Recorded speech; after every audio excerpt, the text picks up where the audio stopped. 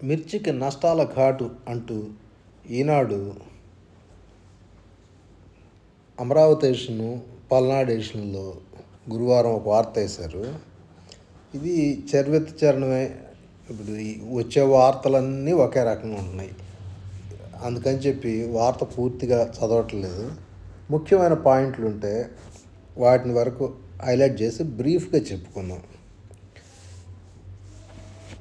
నిల్వ చేసిన మిర్చి రంగు మారుతూ ఉంది. దాంతో మార్కెట్లో ధర తగ్గిపోయే పరిస్థితి కనపడతా ఉంది.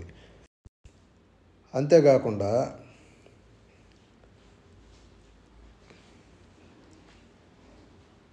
క్వింటా ఎంత తగ్గినా 1000కి మించి తగ్గదని చెప్పి, పెరిగితే 30,000కి ఎగబాకుతుందని చెప్పి అంచనా వేశామని పెదకూరపాడు మండలానికి చెందిన ఒక రైతు చెప్పారు.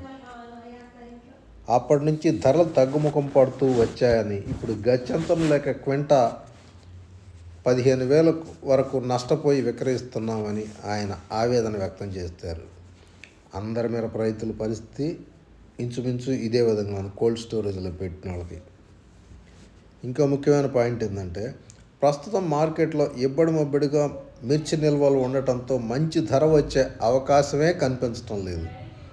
ఇంకా నిల్వ చేస్తే సరుకు నాణ్యత బాగా తగ్గడంతో పాటు అద్దె భారం పెరుగుతుందని, అందుకే అమ్మేస్తున్నామని రైతులు చెబుతున్నారు.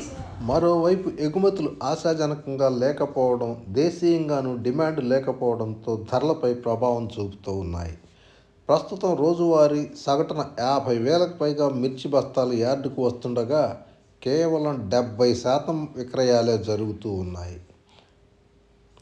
మరికొన్నాళ్ల పాటు మార్కెట్లో ఇదే పరిస్థితి కొనసాగుతుందని మార్కెట్ వర్గాలు విశ్లేషించడం గమనార్హం.